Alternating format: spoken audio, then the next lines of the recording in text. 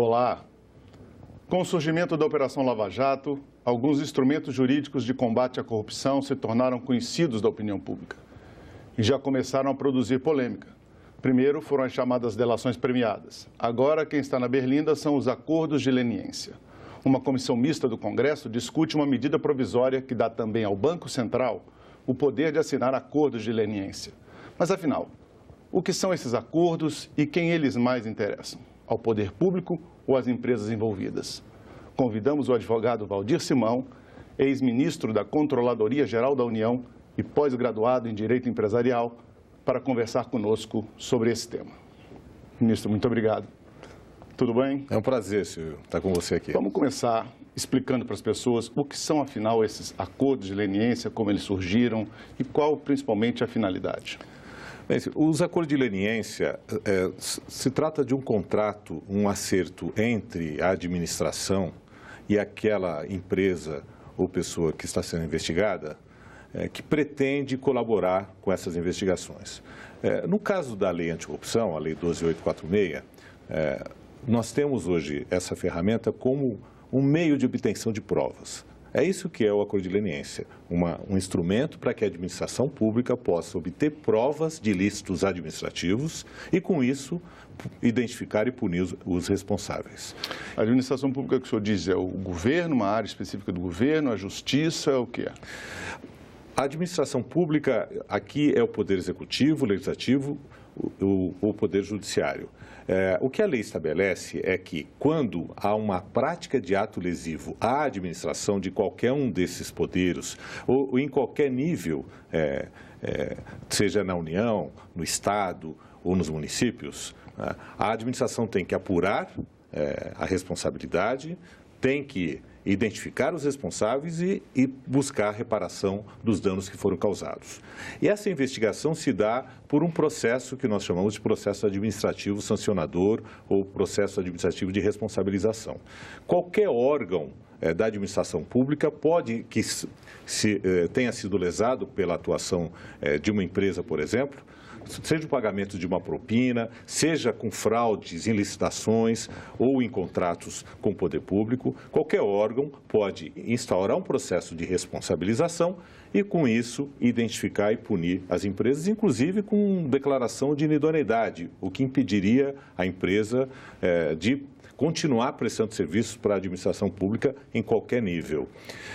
O acordo de leniência, ele vem como um instrumento auxiliar à administração pública para a obtenção de provas.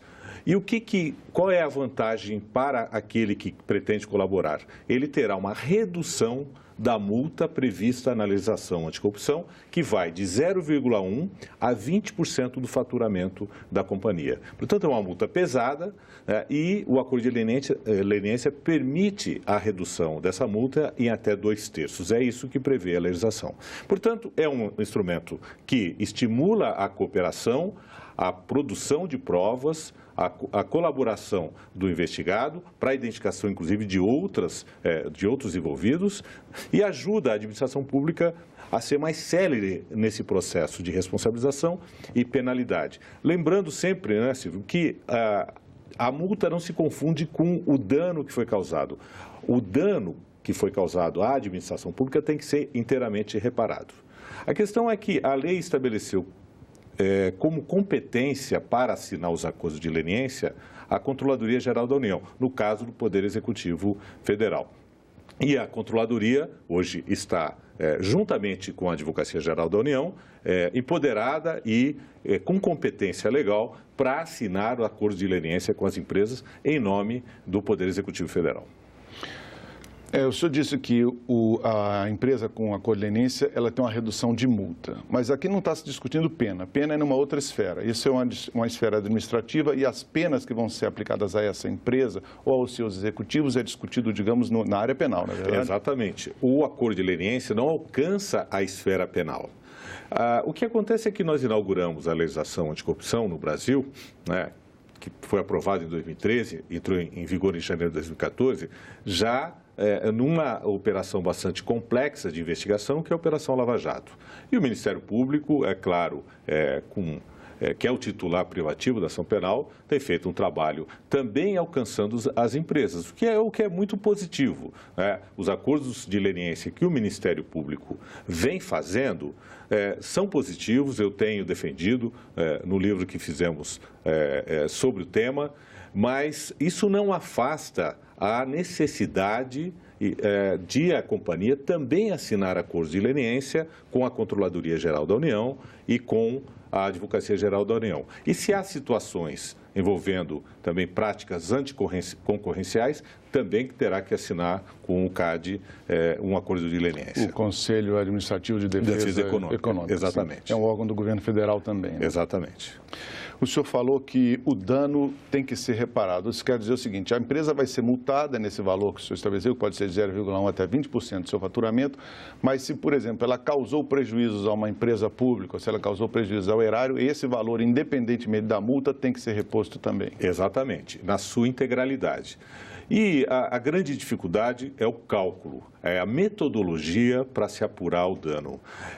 A CGU e o Tribunal de Contas têm acúmulo, têm histórico, têm competência para apurar esses danos e várias das empresas investigadas já haviam processos de auditoria apontando prejuízos em contratos. Esses processos estão tramitando. Eles sempre começam na administração e terminam no Tribunal de Contas através de uma sistemática que nós chamamos de tomada de conta especial. A palavra final é do Tribunal de Contas, né, e a partir da conclusão desse processo de tomada de conta especial, essa dívida da empresa, se não for paga, é inscrita em dívida ativa para ser executada. Como é que surgiram no mundo jurídico esses acordos de leniência? No Brasil, como o senhor disse, a lei é de 2013, né?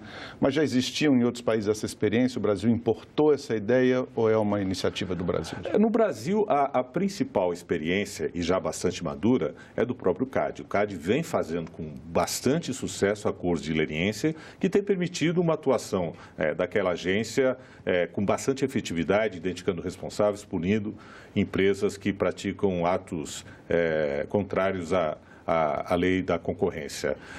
A nossa inspiração é muito da prática americana, né? Os americanos tiveram, desde a década de 70, a instituição, também na área concorrencial, do chamado Leniency Agreement, ou Leniency Program, e eles fazem, a partir dessa instituição, um aprimoramento que demorou aproximadamente 15 anos para que a ferramenta, para que esse instrumento pudesse ganhar musculatura, pudesse convencer as pessoas e as empresas que seria importante colaborar. Então, tem uma questão que é muito importante.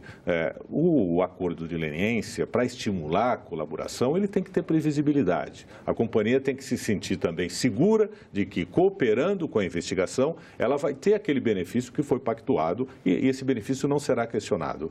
Aliás, a agência de governo que assina um acordo de leniência tem a obrigação de defender esse acordo depois, inclusive nos tribunais, caso esse acordo possa vir a ser questionado. Portanto, a previsibilidade dos benefícios vis-à-vis a cooperação, a colaboração, as provas que eu pretendo apresentar para ajudar a administração talvez seja o grande segredo.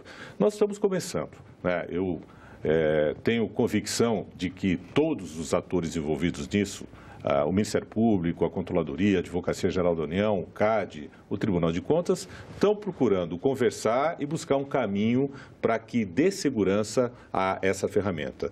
É importante que a gente utilize o acordo de leniência, mais uma vez, como instrumento de investigação e de obtenção de provas. O acordo, como já pressupõe a própria palavra, interessa a duas partes. É um quiproquó, né? No caso da empresa, interessa muito a empresa que ela não vai ficar, por exemplo, impedida de fazer negócios com o governo, não fica suja na praça, por assim dizer, do ponto de vista administrativo. Exatamente. E também tem uma redução da sua multa. Para a parte do governo, qual é a mais importante conquista numa acordo de leniência? Olha, é muito difícil, Silvio, nas auditorias, você identificar irregularidades. As auditorias, elas em regra, quando encontram algum indicativo, por um canal, por uma denúncia que possa vir de alguém de dentro da companhia ou até de fora dela. Então, E às vezes você tem a suspeição, mas não consegue identificar provas que façam com que aquele processo administrativo tenha sustentação e possa depois ser mantido, mesmo no caso de um questionamento na área judicial. Portanto, a obtenção de provas que estão em poder do investigado e que a administração desconhece é que faz com que o acordo de leniência seja interessante também para a administração pública, né? Mas não é só isso. A nossa legislação, muito sabiamente, tem colocado que para assinar um acordo, a partir da assinatura, ou a empresa, primeiro, ela tem que cessar plenamente qualquer prática que ela vinha conduta tendo, conduta irregular. Né? Ela tem que punir os responsáveis, seus empregados, administradores, afastar essas pessoas, né? E ela tem que implementar, a partir de então, um programa de integridade, os chamados programas de compliance, né, para que ela introduza na gestão daquela companhia elementos que possam permitir o aperfeiçoamento do controle, o aprimoramento da cultura da ética naquela companhia. E esses instrumentos, esses programas de integridade, apesar de não serem absolutos, né, não evitam 100% dos casos de prática de atos ilícitos administrativos, né, mas eles dão uma segurança razoável e permitem também, quando um ato é praticado, que ele seja identificado, que o responsável seja punido e que a empresa possa espontaneamente se apresentar à administração pública relatando aquele fato. É disso que se trata. O que se pretende é ter um ambiente de relacionamento entre público e privado, que a própria empresa, no caso de descoberta de um ato lesivo, espontaneamente apresente à administração esse evento, para que a administração possa, do lado da administração pública, punir os agentes públicos envolvidos e, com isso, a empresa ter uma atenuação na multa que lhe será imposta.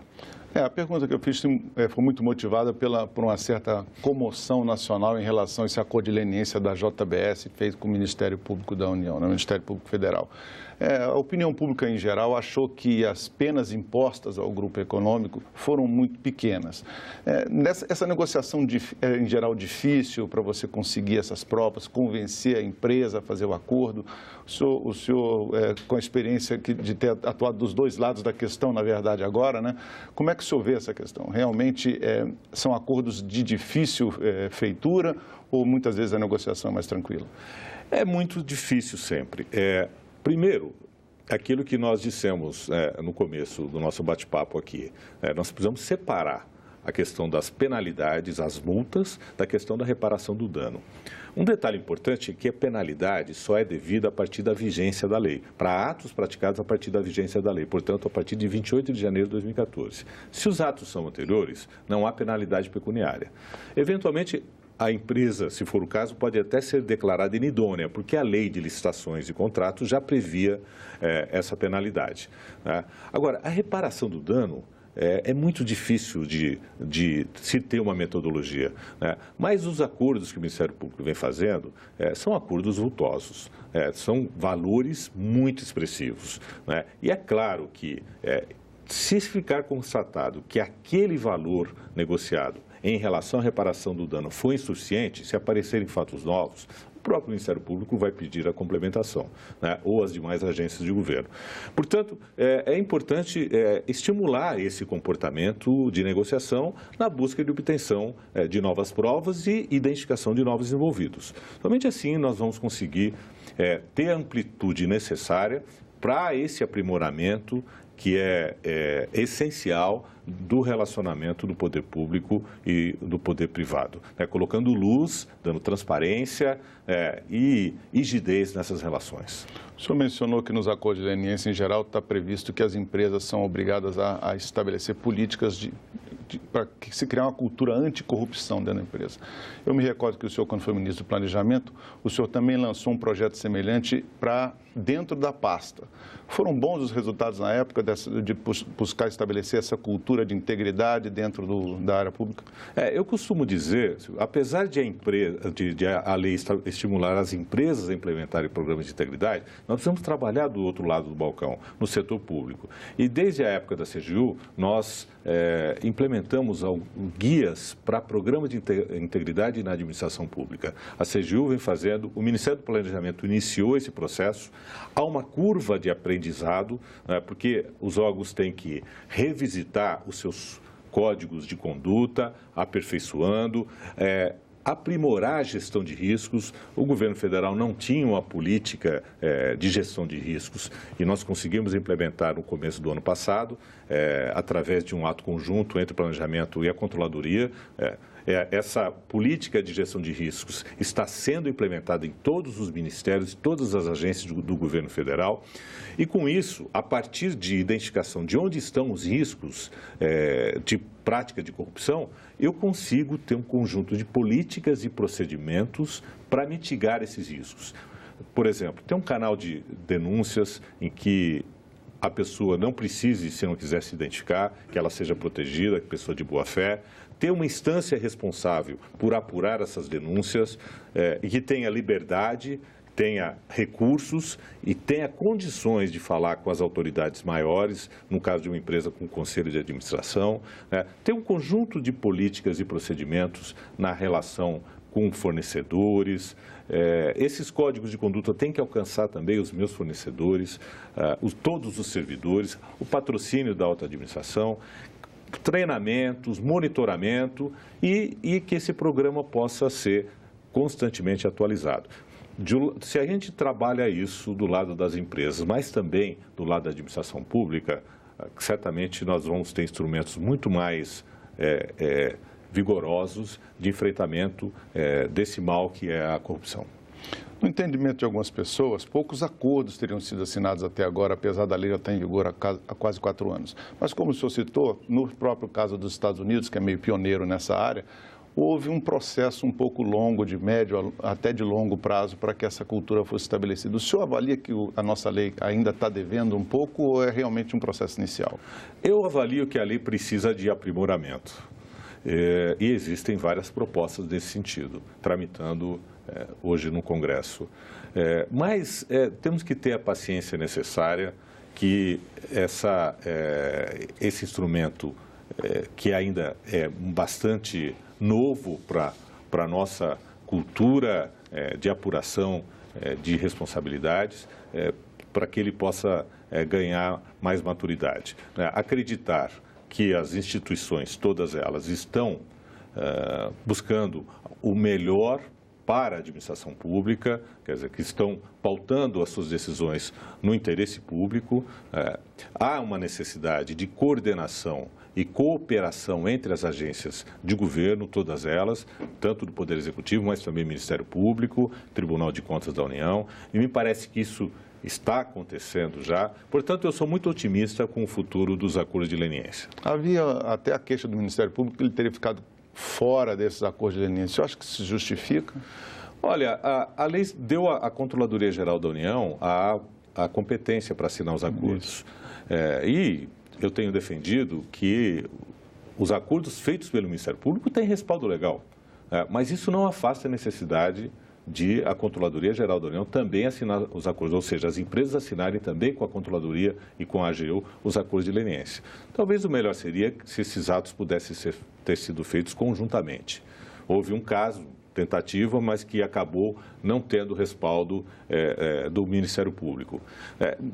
Portanto, eu acredito muito que o próximo passo seja exatamente isso. Em algumas situações, esses acordos serem feitos conjuntamente. Não há impedimento legal e todas as propostas de aperfeiçoamento da lei tratam dessa questão da inserção do Ministério Público. Na minha opinião, isso não pode ser a regra.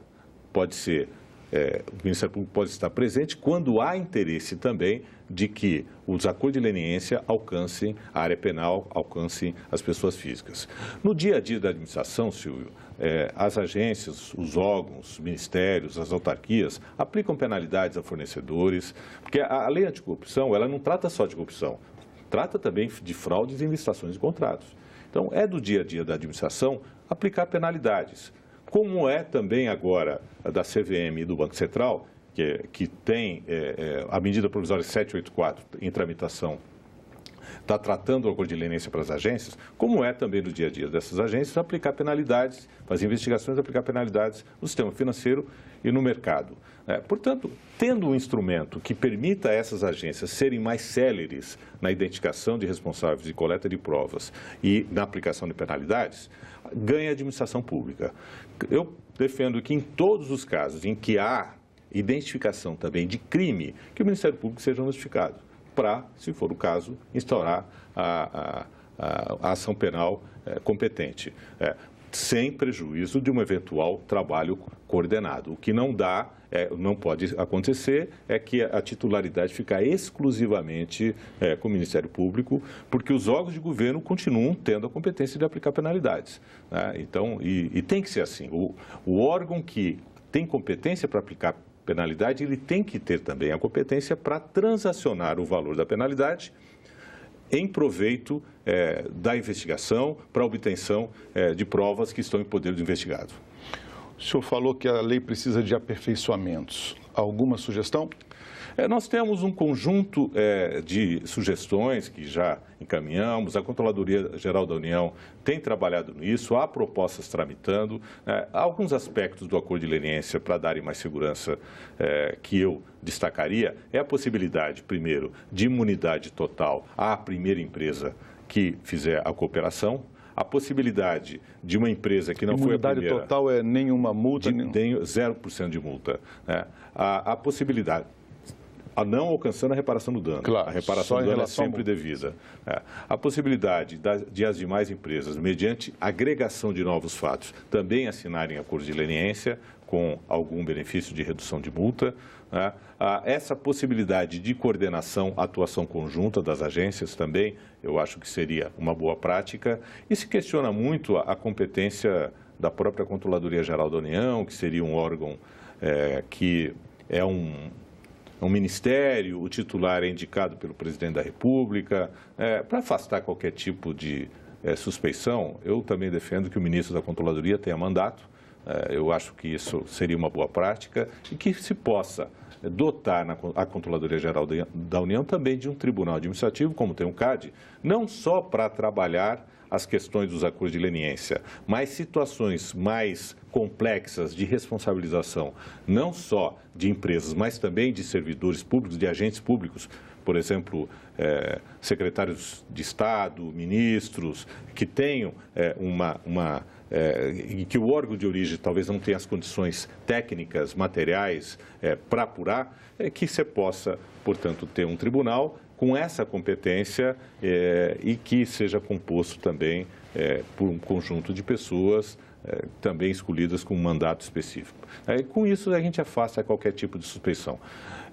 O que eu defendo é sempre que a possibilidade de assinar o acordo tem que envolver a administração pública.